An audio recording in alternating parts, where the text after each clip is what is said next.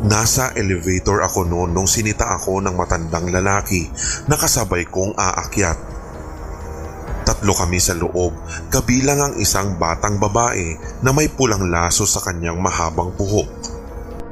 Medyo nairita rin ako sa lolong kasabayan ko sapagkat sinabihan niya ako ng may kalakasan ng boses.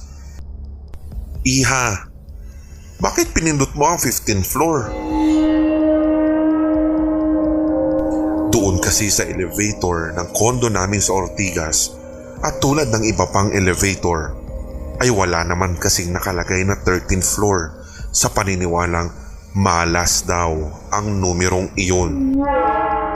Pero kung susumahin at kung sa katunayan din lang ang pag-uusapan, ang number 15 sa buton ng mga elevator ay siyang 13th floor ng mga gusali.